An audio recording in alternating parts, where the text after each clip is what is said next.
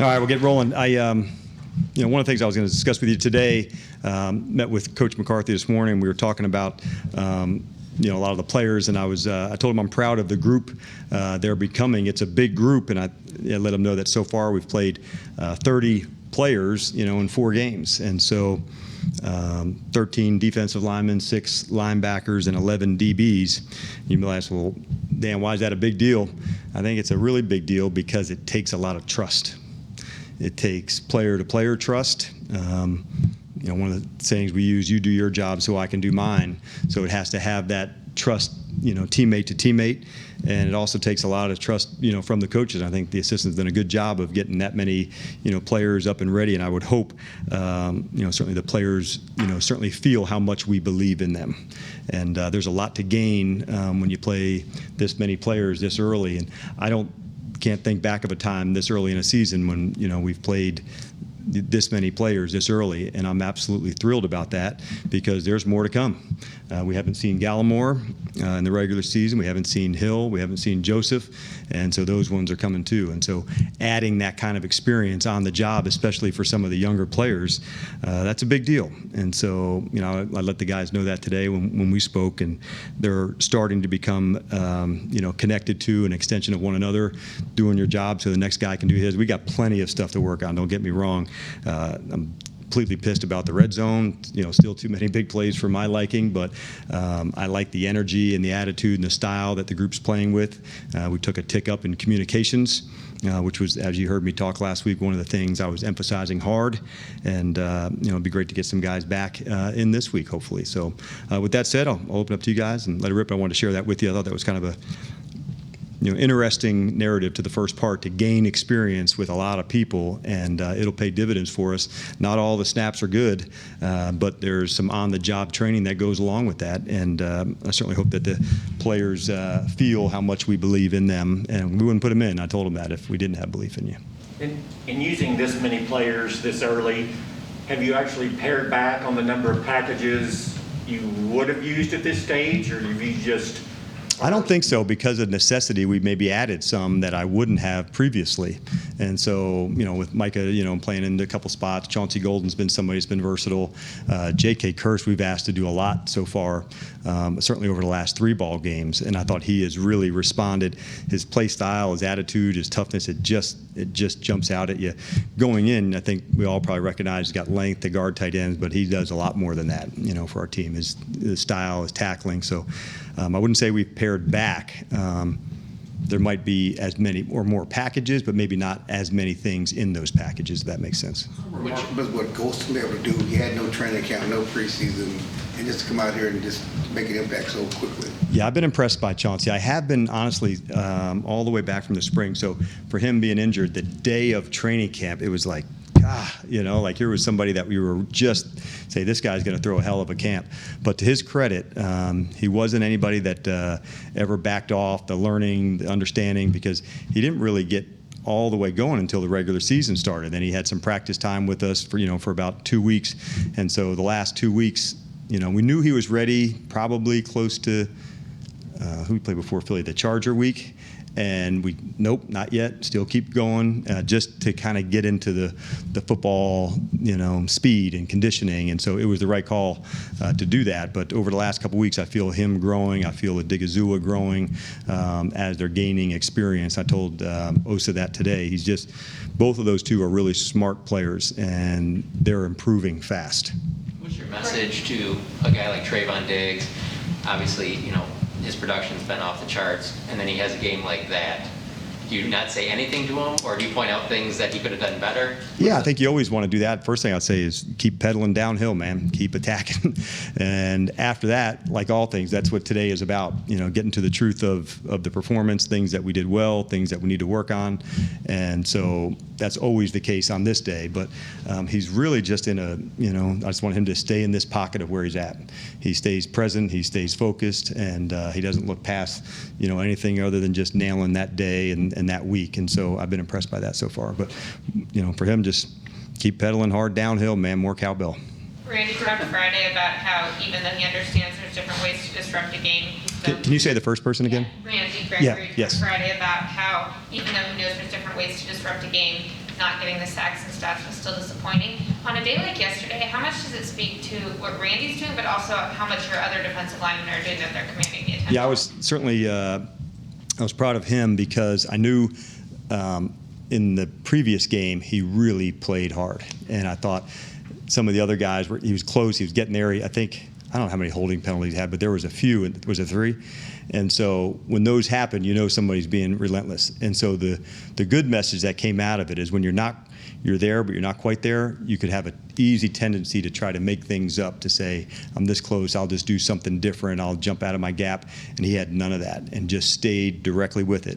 And it's one thing to say it, hey man, stay in the process where you're at, you're doing the right things, this is going to come. And so for that to happen with him not having to stay out of, like trying to do something that he shouldn't, I thought that was the right thing for him, and I was glad he was rewarded for that. You worked out Gregory at Nebraska back in 2015. I did. During the pre-draft process. You've obviously followed his collegiate career. What's something that you've learned about him that maybe you didn't know before, and where have you seen him develop? That's an awesome one. I would say I wouldn't have known, this is a really sharp guy and has a very good self-awareness of, where he's at, the player he's playing against. And, for instance, played against, a former teammate yesterday. So he wanted this. He had good recall of things. Way back, years ago when I did work him out, I remembered, just the athleticism and all that. What I, come to find out here is how hard he works. And that part of practice, the way that he goes, it pays forward into the game. And one of the sayings you may hear say is that you got to, fight like you train, and he goes hard. And having a guy like Tyron to go up against on a daily basis, I just couldn't think of two guys sharpening one another better than those two. You mentioned red zone earlier. Between your performance there and maybe giving up more big plays than you want, where is kind of the focus on where you need to improve next? Each week there's always something that you want to tweak to go. When there's ones that are correctable, obviously you start right from there to say, this is, part of the package. Can we play this technique differently? And also give credit to Carolina, on some of the plays and, unscouted looks that we've seen. But there's always some things that we're looking to, but we never go far away from our play style, our fundamentals, our tackling, our speed that we want to play with. So that's, to me, at the top of the pile. If your effort's right, you have a good chance to now make the small adjustments that you need. If you don't have that part right, then you hold to here to come back. So our effort and our straining, that part feels good. So as I'm heading into this week, we haven't even got into the Giants yet. Today I try to do as much after action and review as we can of the last opponent before I head into the next one. So I'll have more on that. Well, I don't talk to you the rest of the week, but I'll have more on that to myself later in the week. with Diggs, and at some point you'd think quarterbacks will stop going his way as much, maybe because he's had this production. Is that one of the advantages of having him follow, quote, their top receivers, because they can't necessarily do that? I haven't done this enough where one person followed enough, but that's certainly one, because if you have your top player, you're certainly going to him anyway. So I would say that is probably more accurate than not, because I would think you're going to go to your guy if you're going to match. And we won't match all the time, but he has certainly risen to the challenge when we needed him to. So I don't know as far as the game plan for this week goes yet, matching or not, but it's certainly something that is not easy to do, outside, inside, left side, right side. And so it takes a lot of work, takes a lot of preparation, but not just for him, but the other people around him have to do it too. You probably saw Jordan Lewis play well outside, and you've mostly seen him as a slot player, during the last, 2 months. And so that said, him playing outside, some of the techniques are different outside too. So it's not just one player that gets affected, it's a number of them, and I'm certainly pleased with the guys. Does he go to you and say, Coach, I want this guy this week?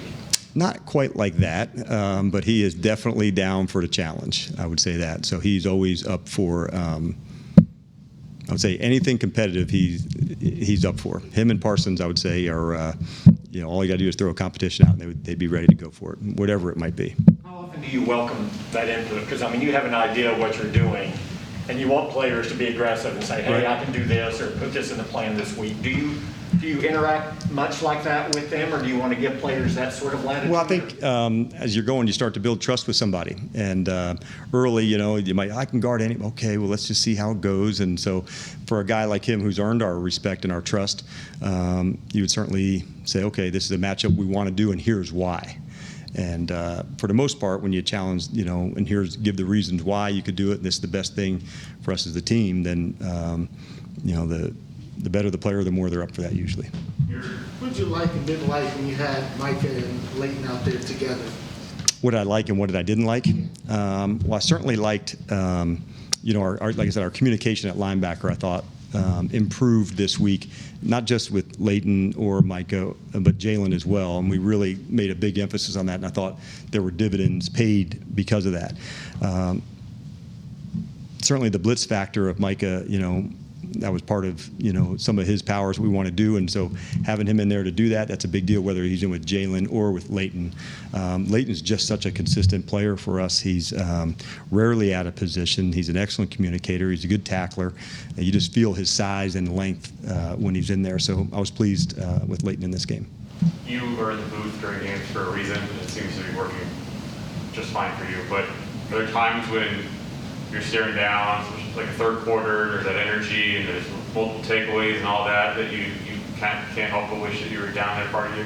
There's no doubt I wish I was, all the time.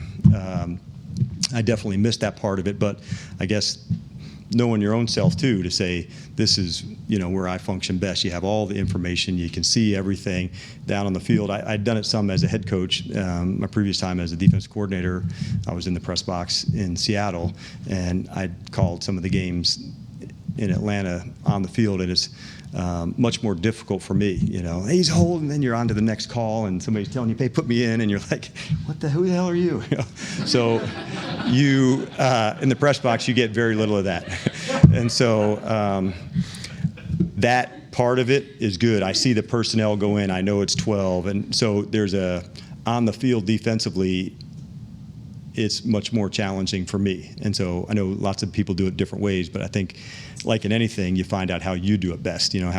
Where do you go to right? That's kind of the same thing. Would you be good in a crowd, or would you need space to do it? And so for me, up on the press box, seeing everything, laying out your game plan of how you want to do it's the best process for me. I definitely miss the energy and the connection on the field, but like anything else, my best way to help the defense is to do it from the press box. On that note of knowing yourself best and what works for you, when did you start running the steps before games? How long have you been doing that, and why did you do it? So I would say my first ever preseason game, I was with the San Francisco 49ers with Jim Mora, and he said, come on, we're going running. And he about kicked my ass. And so I think we were at San Diego. You're allowed to say San Diego when you were in San Diego, right? So, okay, thank you. So that's where it was. And so I started with them and did it with him 3 years. And so sometimes just to, get a workout in, before the game is good, get your brain turned on and get ready to go. So it's been a fun thing through the years. What did you say to DeMonte Casey about the penalty? Was there much that he could have done differently? I don't think so, and it's you guys know I've known Case for a long time, and it's something that he's really working hard at. One, for the safety of the game, and for his safety too, where I thought in that particular tackle, I thought he really did a good job of using his shoulder. And so we talk about strike zones that we want to go to, which is kind of like in baseball, from the shoulders, to the top of the knees, and we're a shoulder tackling team. And so I thought on that tackle, it was a good hard hit, but he did not lead with the head. And so I said, hey man, you're making progress in the right spot here, is what I told him. I said, it's something that he's actually been working at really hard for a long time. And so to see that happen, I was disappointed that the flag came. I've not heard back from the league as far as that they felt like it was an accurate call. But for him, I thought it was a step in the right direction for sure. Did you give him that feedback during the game, over the phone, or after? Post-game, I told him in the locker room. Whether he's fine or not, we'll find out. It seemed like a clean hit, but do you ever look at guys and say, I don't want you to become leery of making that kind of play again, because you did everything right, but 25,000, 20,000, 17, whatever it is. Yes, I know that goes, with the territory of our, profession, but I always want to say I think he did the technique right. And that doesn't always mean it's going to get officiated in the same way or viewed by someone else. But for that particular player, I thought it was a big step in the right direction because he had somebody that really had lowered his head. Often I was concerned about him. I said, hey, man, we need you. And he's worked hard on it. And so to have that happen and then not get penalized for something that I thought was a good hit. But I'm sure we'll get some feedback from the league on that. One of the first questions we asked you way back in probably April was about leadership on this defense. Where does it exist? And it was kind of a wait and see. Now that you're a quarter of the way into the season and through camp and all that, how do you evaluate the landscape of leadership of your defense? I'm going to go back to what I thought might happen then, and I think hopefully that'll be the case moving forward. I think there's a number of different guys who are leading in their own way. We did an exercise a few weeks ago about roles, and what you have. And so you write your name at the top of the paper about what you think your role is for the team, and then you pass it to the right. And by the time it gets all the way back to you again, this is what everybody else needs from you. And so a lot of that might have came, we need this from you, we need this from you, their own teammates. And none of them had the same exact list. And so on this team, on this defense, I feel guys are getting into roles now of who needs this energy, who needs this toughness, who needs these kind of roles. And so I feel like the leadership comes from the group as opposed to one, which isn't the worst thing, where it's not just all on one person's shoulders, on one voice only. And so there'll be many guys that will take the lead, and when in charge, be in charge. So if you feel like it's your time to lead, do it, and they know that. Is there a player that Diggs reminds you of with his ball skills where he's taking the ball away? Oh, man. I hope we're having this conversation that people are asking that years from now and say, he reminds me of Trayvon Diggs, because he is a very unique player with the length of his arms and his ball skills. So I'll leave that to you guys, but he is off to a fantastic start. I've certainly had players in my past that had his kind of length and ball skills, but honestly, I love them both. So I don't want to compare one to the other, if that makes sense. He just came back in the league. He just came back in the league. I didn't compare. I didn't bring any names up. Going back to the exercises that you did with the players, what was their reaction when they heard in that kind of way what their teammates wanted from them in the roles? I imagine it could be pretty eye-opening. Yeah, because I think we typed them all up so everybody would have their own personal one to say, not only, this is what you think you need, but this is what everyone else needs from you. And I think that's a powerful statement when your peers are telling you, hey, man, I need this from you. And we don't always say that to one another. And so to have a list to say, all right, I'm counted on for this specific role, that's a big deal. All right, you guys have a good one. Thank you.